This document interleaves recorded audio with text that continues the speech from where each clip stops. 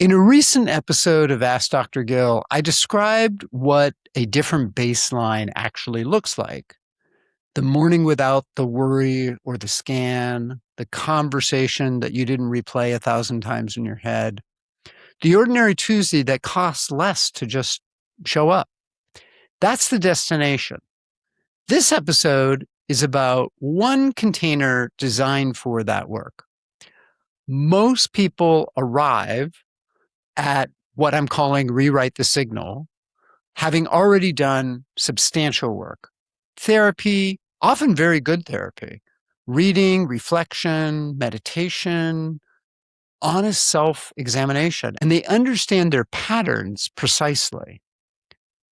But something is still running, and their ability to sort of control that and maintain that isn't there. It's not because the work is wrong, but because it's operating at a level where the underlying cause of the pattern actually lives. This episode describes what healing looks like when you reach the level of that energy that creates the pattern. Today on Ask Dr. Gill, I'm going to talk about how to rewrite your signal. So stay tuned.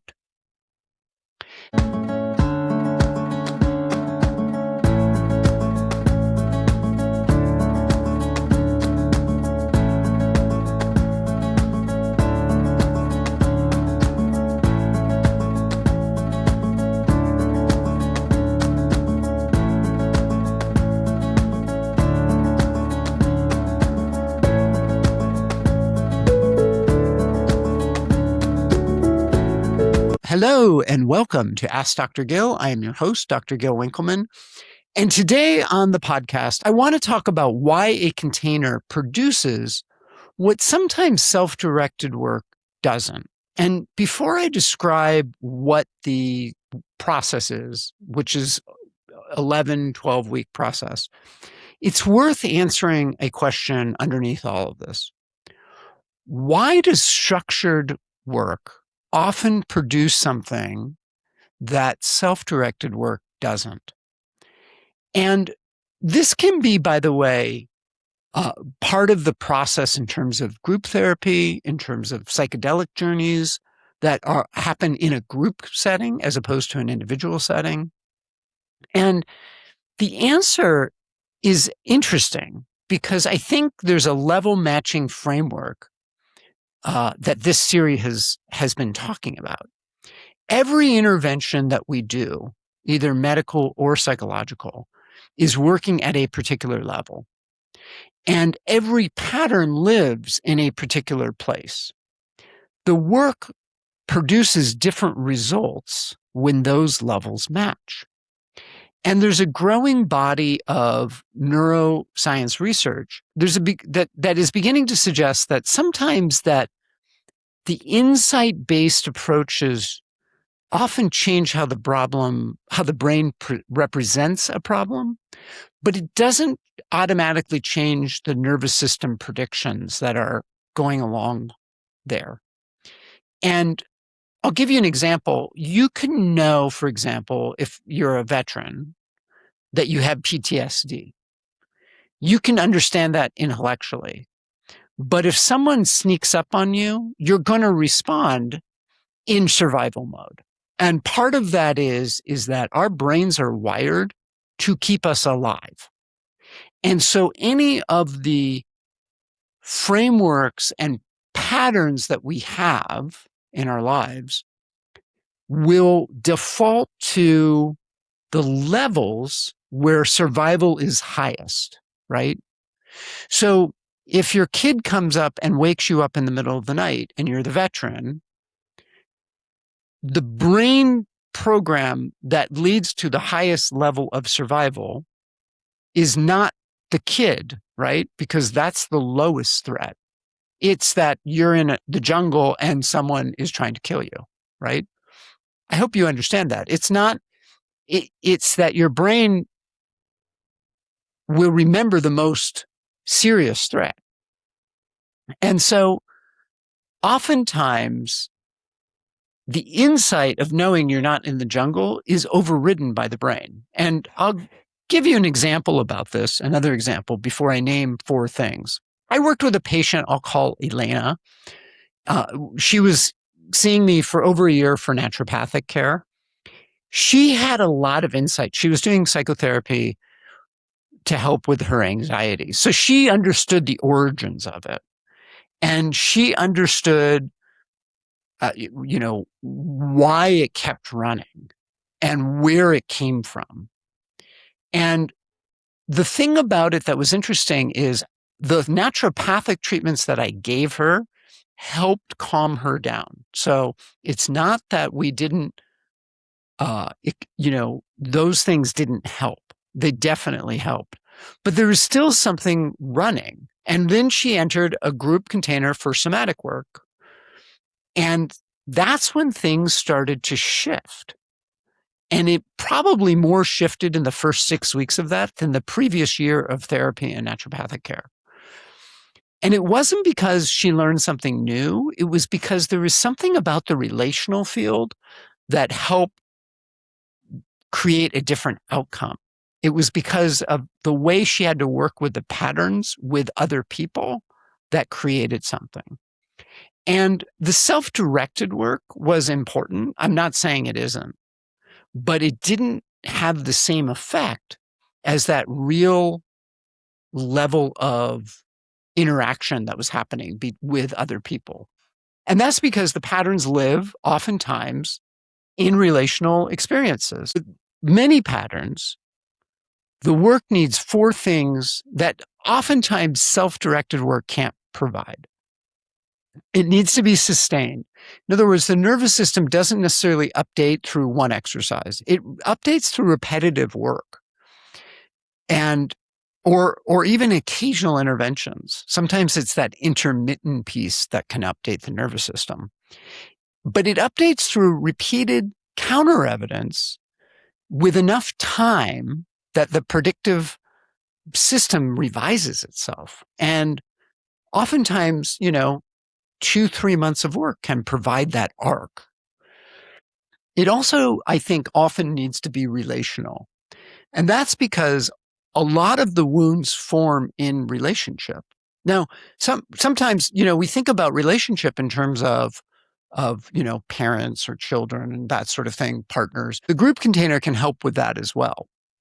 The other thing is that there needs to be a physiological ground, because nervous system running significantly physiologically depleted, has a lower ceiling on what the psychological work can hold. In other words, if you're completely out of balance, if you have pyrrole disorder, if you have untreated over or under methylation, your ability to contain whatever psychological insight you have is definitely impaired. And oftentimes what I find is that, because I've worked with a lot of schizophrenics over the years who have gotten better, and that doesn't preclude their need for therapy in many cases. But what it does is it makes therapy possible.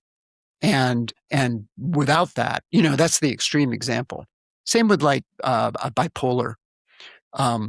Addressing this isn't necessarily a detour. For many people, it's a requirement to stay grounded. It's a requirement to be able to be in the space where you can engage with somebody. So, and we need to address these levels simultaneously sometimes. Patterns don't live usually just in one place. The work needs to reach all three levels to produce the results that work in one in isolation will take years to produce. So, and the 12 weeks, 11 weeks, that's not necessarily arbitrary. That's how much time often that the nervous system needs to reorganize itself. And sometimes it can be longer, but generally it's not shorter, right? It's not, there is evidence in terms of the psychedelic research that can be shorter under certain conditions, right? But here's the thing about the psychedelic research. It isn't one trip that generally helps people change. It's one trip with a pre-trip work and a post-trip work. And you need that time in between. The trip helps, but it's the prep and the processing after that is what allows for a real change to occur. So that is one of the reasons I've created Rewrite the Signal. It's an approach to design this. It's not the only approach, by the way, but the principles are built on this idea: sustained relational work at multiple levels. Over enough time, you begin to have the genuine updating to occur. And these principles are delivered through a container, and much of the work is done in between the sessions. I want to be clear about that. The container isn't a more intensive intervention. It's a different kind of work to create levels that the previous work hasn't reached. So what does the psychological and somatic work actually do? The signal this series has been tracking is a pattern beneath the symptom. It's not the anxiety, for example. It's what the anxiety is protecting. It's not the avoidance. It's what the avoidance has been organizing around. And the signal isn't the pattern. It's that state underneath it that is there that produces the pattern, right? So it has a specific location. It's this. I don't mean this metaphorically. I mean, we can feel it in your body. And it's where the pattern runs most strongly. And it's the context where the protection activates most automatically. And so the early weeks are oriented towards identifying this, not the pattern in general, but where it lives in you. And this is different from insight, right? Because most people know their pattern, but do you know where it is in your body? Do you know, like, when you start to get activated, where you're feeling that in your body? Because that's where it comes first. And once you identify, what's going on, we want to create the experience where the pattern operates so that we can begin to feel into where this is experiencing in our body. That's what allows the nervous system to update. It updates through encountering something that we notice and then allowing something to reorganize in that space. So this is what it can look like in practice. A participant who's learned to leave every room where conflict arose, not necessarily physically, but internally, there's a shutdown that happens before anything difficult can be said. Like that's a flooding state, right? They stayed in the room during a group session where something genuinely difficult was happening. Not because she's talked about what it felt like, but because she encountered it in real time in the relational field and didn't collapse. So as you do that more and more, you begin to be able to recognize when you're getting flooded, but also you're able to be like, oh, I've had experiences where I didn't get overwhelmed and I could stay in the situation, right? Because if you just run away, that goes into the collapse and it reinforces the pattern. So somatic practices in the container are doing work at a body level. And oftentimes the relational field of the group is doing the work that you wouldn't get alone. And by the way, it doesn't necessarily mean to be interacting, right? You don't necessarily need to be interacting with other people in the group. You could be flooded and experiencing that in the group container individually, and that can be helpful for you. You begin to display competence that creates something different. So I'm going to take a quick break. And on the other end of this, I'm going to talk about the arc of this container. So stay tuned.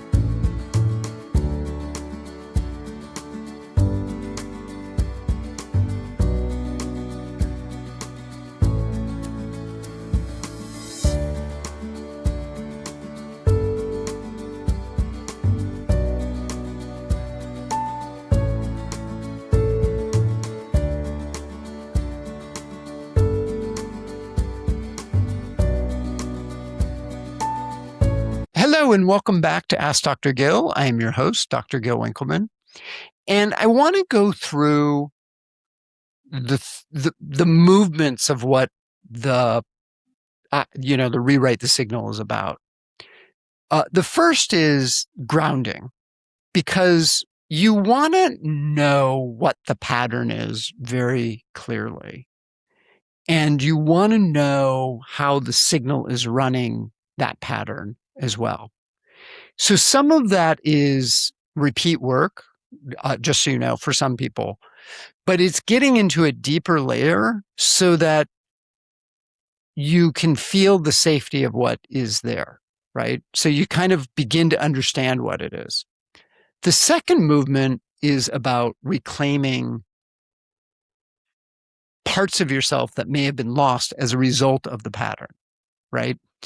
What's interesting to me about this is that we all have beliefs, we all have wounds, we all have identities that we've accumulated over time that have organized around these patterns, right?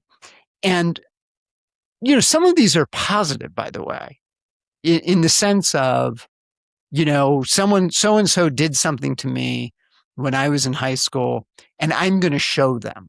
And you go out and you're really successful. And we tend to ignore those.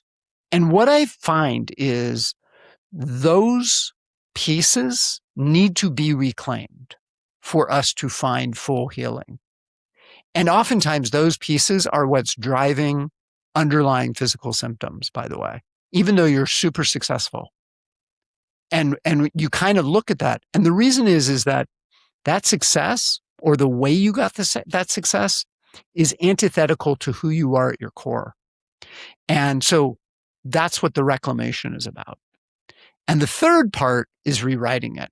It's rewriting the signal. It's rewriting the pattern.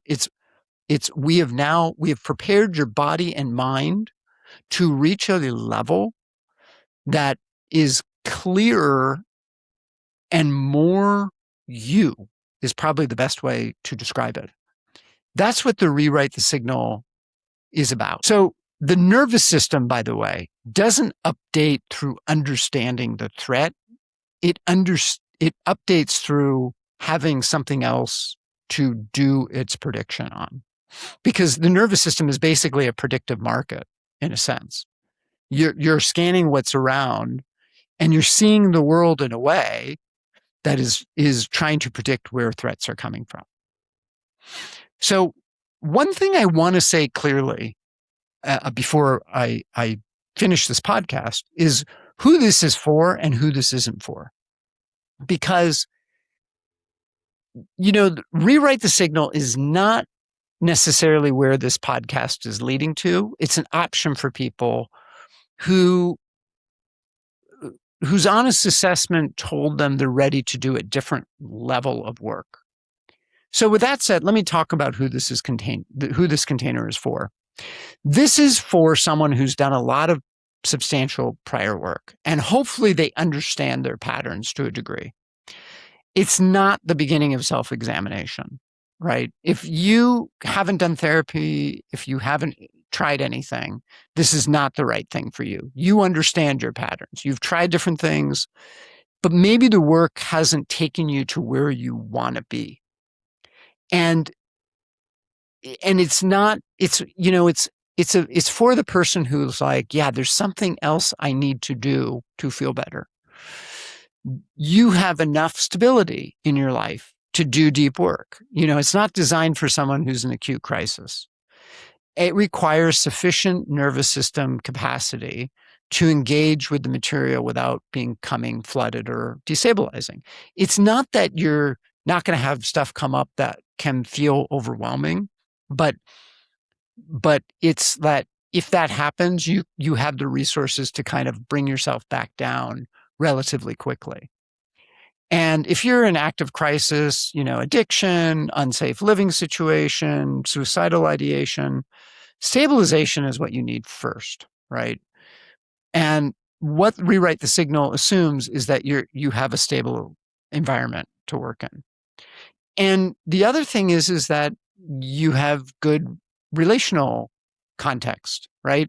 You're ready to do that kind of work in terms of relationship. If you just want an intellectual framework, this is not the right container. And that isn't a criticism. It's just that, some people would rather just read a book and do things on their own. And I totally respect that, by the way. And for whatever reason, but that avoidance in terms of a relationship, this is not the right space for you, right? And here is who may not be the right fit right now, someone who is still primarily gathering information. And if you need more understanding of a framework, more clarity about what this signal is, more precision about where the pattern is, listen to the podcast, read my articles on my website. You can also check out the Signal Revealed. That's a good place to start, or the Signal Lab. And then you can apply for the Rewrite the Signal. So the container is 11 weeks of group, I'll call them sessions. It's more about the material, the relationship field, the relational field, to develop without becoming a demand on an already taxed system. Between the sessions, there's work that you do on your own. There's practices that engage the nervous system directly rather through, more intellectual engagement. And I'm keeping the size small intentionally because too many people will dilute the experience. So the container is a mixture of lecture with audience participation and then interaction, right? And we'll definitely do activations during the session as well. So, here's the thing I would like to say in closing. And I've done work like this for over 2 decades, and I'm building the container because I'm seeing people who understand things and haven't yet shifted their experience. And so this is like a next step where I can reach more people at once and not having to have them come in to the office and, for me to do the neurofeedback and vitamin therapy and have them have counseling. And it's kind of how can we do this in a relatively easy manner, as far as that goes. And we've been building a map about this for a while in the podcast, what the pattern is, what the signal is, how it lives in our body. If you haven't done this yet, I would suggest starting with the healing archetype quiz, because that's going to give you a placement in terms of where your next steps are in your healing journey. The question is whether you're ready to let the signal be rewritten. It's a different kind of work, and it requires showing up differently. It requires, working at the intellectual level and then taking that into the body and allowing that to change within you. There's an alchemical process that happens. So I'm organizing to start the next container, the next cohort, September 12th. And if you are interested, go to the website and check it out. And if this is the first Ask Dr. Gil podcast you've heard, search for the signal beneath the symptom in the podcast app. That's where this series began, and then go forward from there. So the question isn't whether you understand the signal, it's whether you're ready to let it be rewritten. So next week, I'm going to talk more about a little bit more about this. And again, if you haven't taken the quiz, please check it out. And if you like this podcast, please give a good review. And if you have any questions or comments, or if there's some topic you want to hear more about, send me an email. I'd really appreciate getting feedback and hearing from you about what it is you might find useful. So thanks so much for listening, and I will see you next time.